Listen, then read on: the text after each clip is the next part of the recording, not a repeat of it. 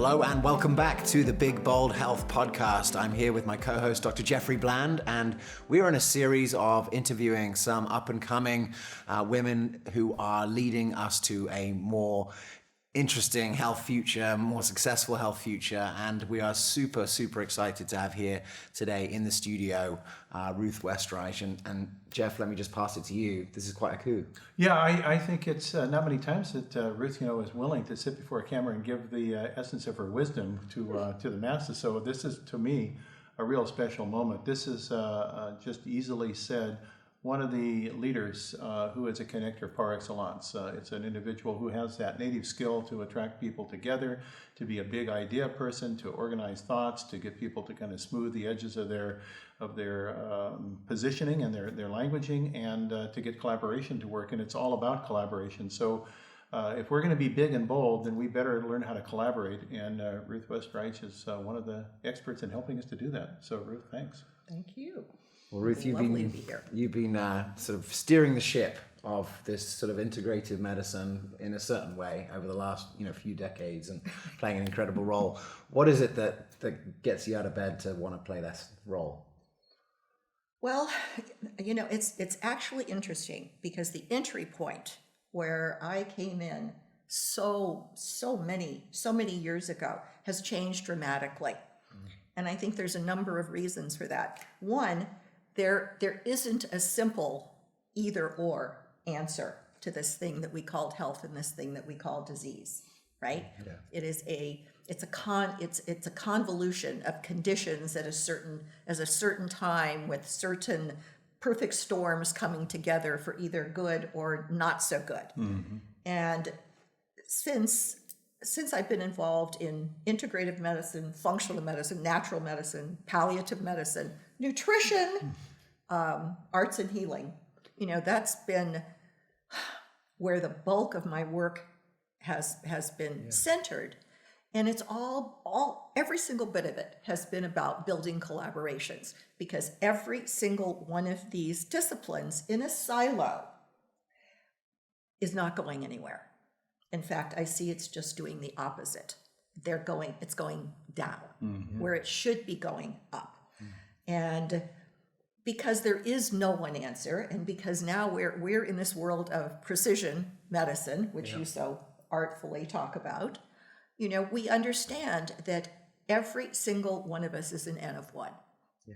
And we have to be looked at that. And we have the tools now that we can analyze and make decisions for us, our families, our pets, all around that.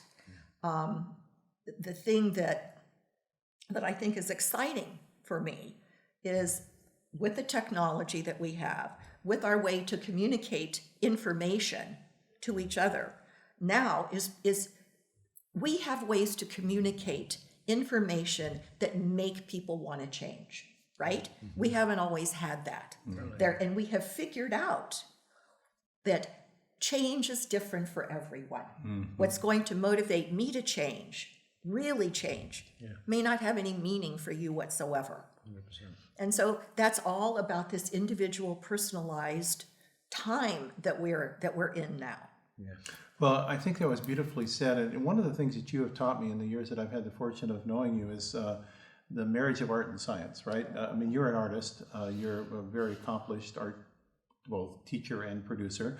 And you also have this other part of your brain that is really embracing science and technology and how it can be employed humanistically. And the marriage of those two things together is part of the kind of the life experience, right? It's like the whole organism, how we don't operate just on one side of our brain. We operate through this connection to our environment, to our world, to our aesthetics, to our function, through our physiology.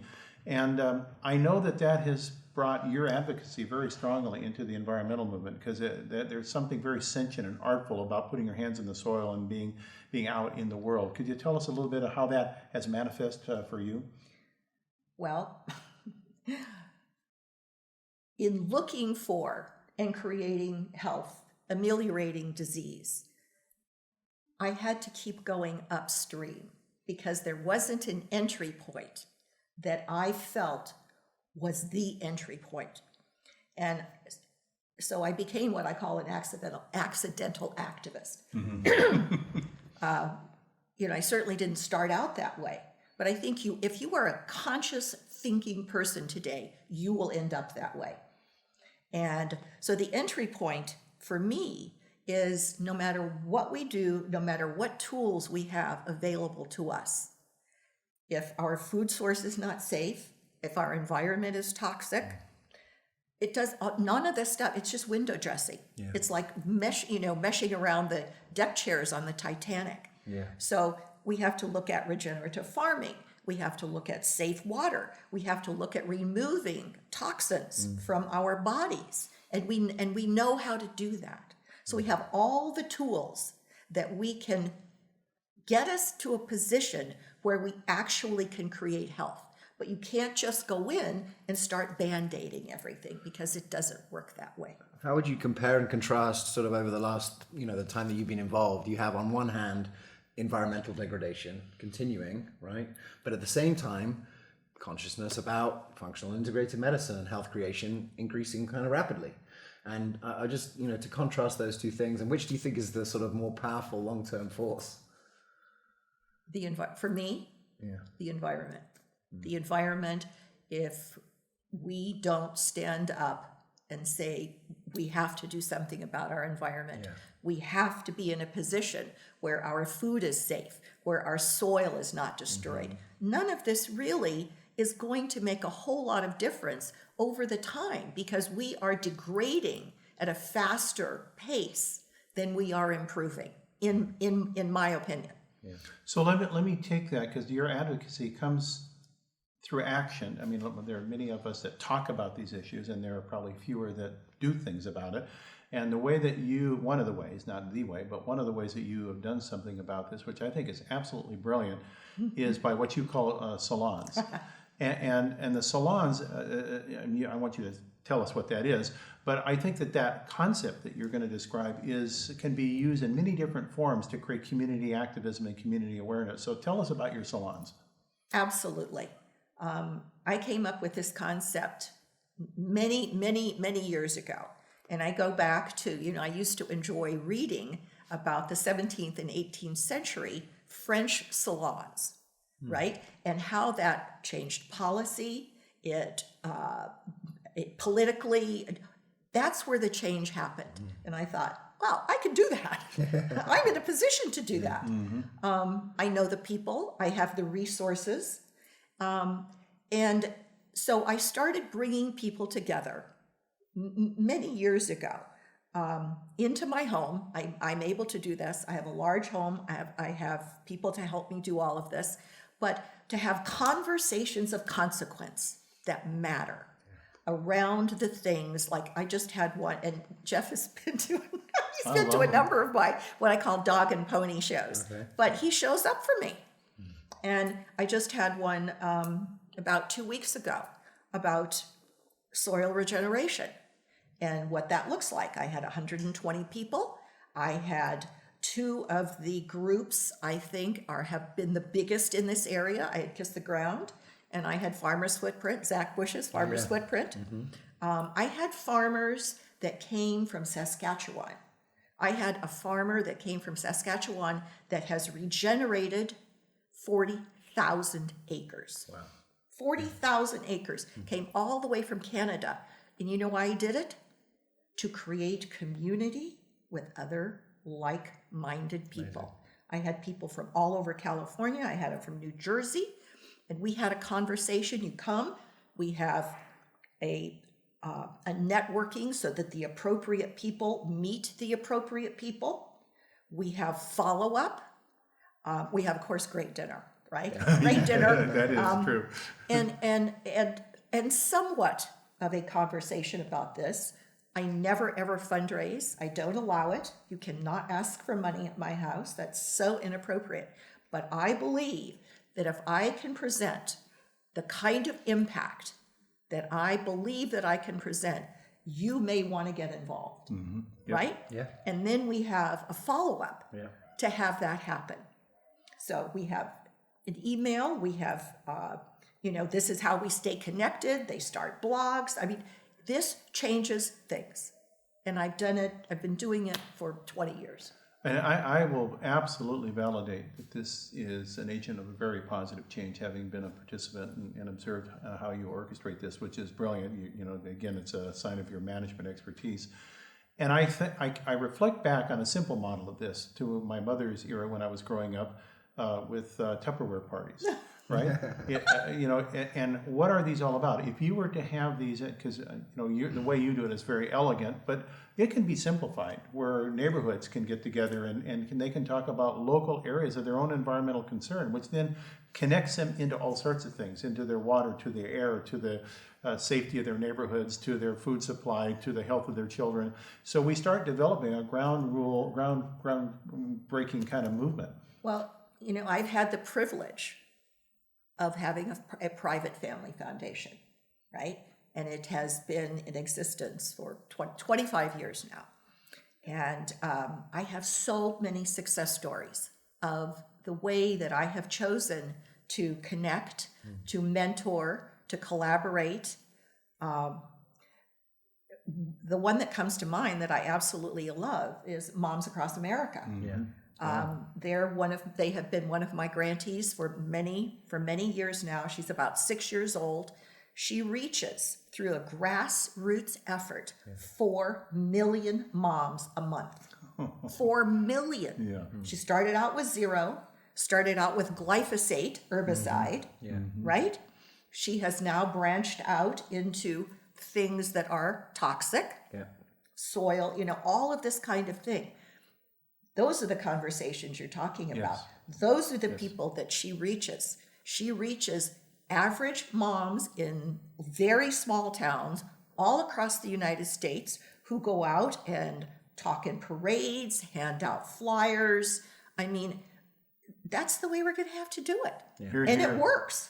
So that, when I try to capture, in essence, in reality, what big, bold health means, that's an example, right? Yes. It's a big, bold idea executed by kind of courageous people who are, by the spirit of their energy, recruit others to a similar theme that has a deep-rooted, as you say, upstream effect on all people's health, whether they're recruited into it or not. It's going to influence positively their health. And now we start forming a movement. That's big, bold health.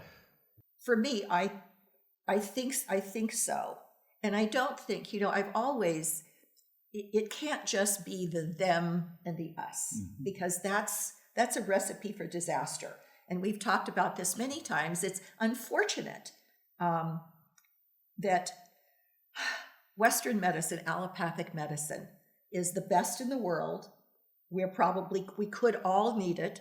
It's there if we need it. That's the place we start. We always start at the top, and that's not where we need to start. Yeah.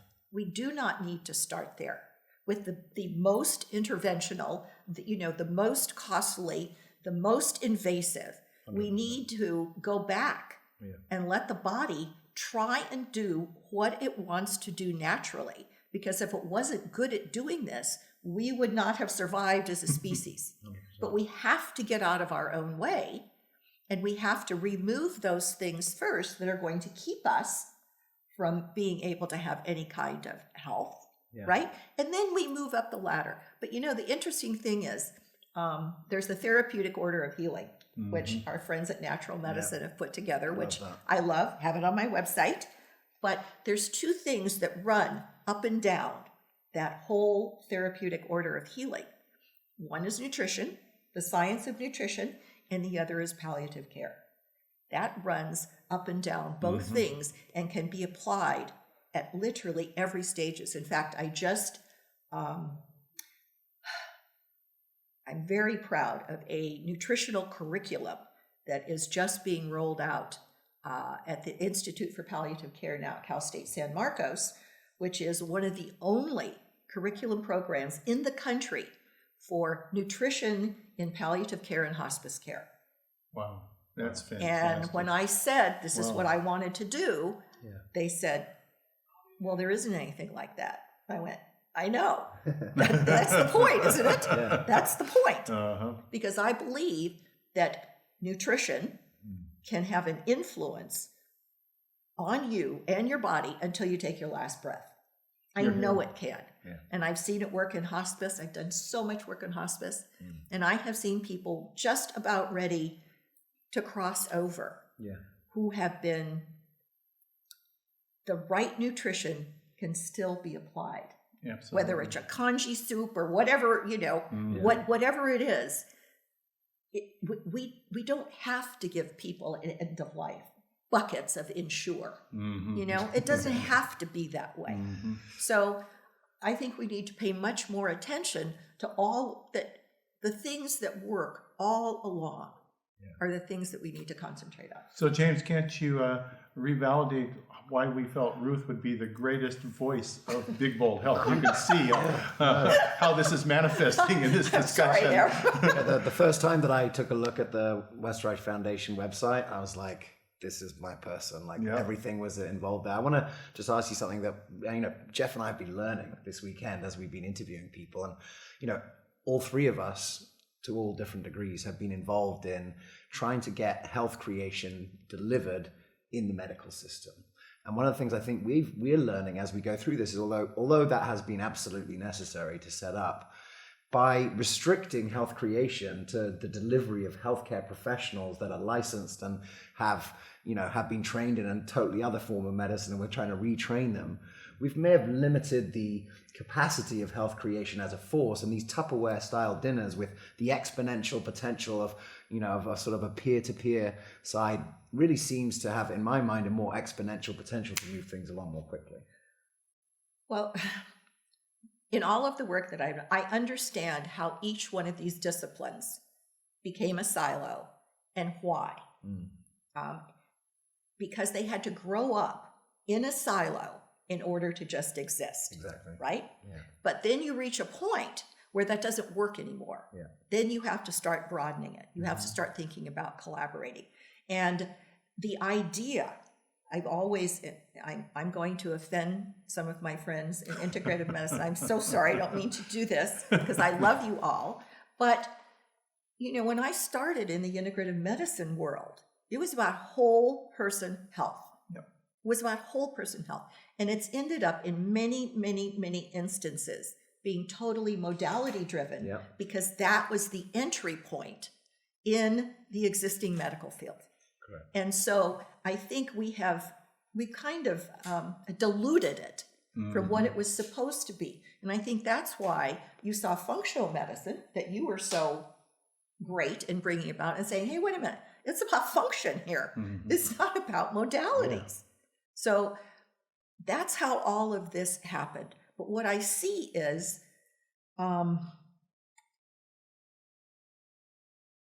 classically trained allopathic physicians are very good at what they know. Their knowledge has been limited to what they've learned in medical school. And they are very reluctant to learn things outside of that because it's foreign to them. It's not reductionistic, okay? It's about expansionism. And then you start looking at it and you say, okay, now what's going to happen in these next couple of decades? And if you utter the term decentralization, people want to shoot you. Because, again, they don't understand that that's not going to be a bad thing. It isn't taking anything away from them, but it's giving other people more choices and more access to the things. People have to be responsible for their own health. You can't abdicate that to somebody else any more than you would abdicate the health of your children to somebody else. 100%. Yeah, I think that you said so many things that are important. And I just want to give one little vignette to your point about doctors training and their comfort to move out of their training zone and the medical legal risks that they might feel of doing that. So nutrition is a very interesting, as you said, universal concept that I've yet to meet someone that hasn't eaten sometime. Right, so it's a common theme. That and breathing and drinking fluids. There are certain things, breathing, and are all kind of like characteristics that we all share. So then I will say to a physician in talking about this. So are you engaged in doing nutrition in your practice? And oftentimes, if they're classically trained, they'll say, no, that's not in my bailiwick. And And then I'll say, so you do practice scientific medicine, right? Oh, of course I practice scientific medicine. And then I say, do you think that diet and nutrition has any bearing on the outcome of a person's health? And they'll generally say, well, yes, if they're being honest, it does have some effect. And then I'll say, well, if in fact it has an effect on people's health and you believe in scientific medicine, wouldn't you want to control that variable? So that in fact, whatever you're going to do, whatever your surgery or chemotherapy or whatever it would be, is going to have a more kind of controllable outcome, a scientific outcome, because you've controlled a variable that causes influence on how a drug might respond in their body, how they're going to heal from surgery. And when you put it in that mode, I've often seen the eyes of these disbelievers go, oh, I never really thought about that. How many people have you converted with that one, Jeff? Well, you never know about conversion, but you can see it in the questions they ask that at least it got their attention. They've caught the virus. Yeah, I think that's the virus that you put in there. They can't escape from it once it's there, Well, I will say one thing, that I was married, my former life, to a gastrointestinal surgeon for 20 years. Wow. In Los Angeles. And he was brilliant. He didn't learn anything about nutrition in medical school. Not one thing. So it's not his fault. No. The curriculum didn't teach it. Yeah. They did. And then we started learning, okay, well, then there's this whole dietetics association, which is the food pyramid, how it looks on the plate, how you take it in and put it in the hospital tray and all this kind of stuff. That is not the science of nutrition and how what you put in affects your body. It doesn't have anything to do with it. And so when you don't know anything about anything, it's very, very hard to put it together with, oh, I need this. And I will, I'm always trying to convince people in the conventional medicine that there is, that there's maybe a few things that they probably didn't learn in medical school, especially if they've been practicing 20, 30, 40 years, right? Yeah.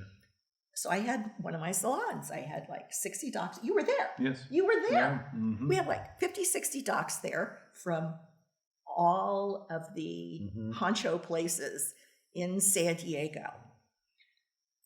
2 wanted to know more. Two wanted to know more. And I mean, we're talking some of the best known people in San Diego. And it was because they couldn't imagine how they could learn it, how it could be applicable in their practice. Yeah. They didn't imagine that they could have the time to learn it. So they needed some kind of intermediary or practitioner as a helpmate, as a guide. Yeah. And so that's what's missing for them. Absolutely. And I think what we're saying in Big Bold Health, and you've actually said it already very beautifully, very, very gently, is that this revolution, or evolution really, as James has called it, will occur from the soil up. It'll occur through healthcare consumers. It occurs through moms. It occurs through the way children are being raised. And that kind of more organic, so to speak, movement will be the force of change. In fact, that's actually how healthcare has changed historically, even going back to Semmelweis with the washing your hands during delivery of children, and the concept that he was purged from the medical society because this was so antithetical to the way they thought about it. It was by women and observations of nurses that ultimately got that pushed through. It wasn't by the top down of the practitioners. So I think we're seeing a top down receptivity starting, but a bottom up push to really create this evolution of Big Bold Health. I think there's another aspect to it, is that we're getting to the point where there are conversations that we cannot have, right? And I think that's a very big worry. I look at, we know that there is big industry, big ag, there's another couple. I think there is now something called big philanthropy, and I think there is something called big technology. Correct. And the big technology could almost be the most troubling of all. Yep. And so I think we have to be able to have those conscious conversations. We have to be able to do the research that's going to inform how we take care of ourselves and our children and our planet. So those are the things that I'm concerned about. I think we can see why Ruth is the quintessential example of our big, bold health principles. So, James? Yeah, thank you, Ruth. It's been wonderful to have you here, and I think that this will spark a lot of conversation. And one of the things that you said right at the beginning, I think is so true, is that health is different for everyone and comes for different reasons. And so you can go to Big Bold Health right now. Tell us what health means to you. You can find out more about Ruth's amazing work at her foundation website, which we'll put in the show notes. But thank you so much for being with us here today. It's been an absolute honor, and I think everyone will have enjoyed it at home and use all of those big tech platforms to share this out. Thanks so much for watching. We'll see you next time.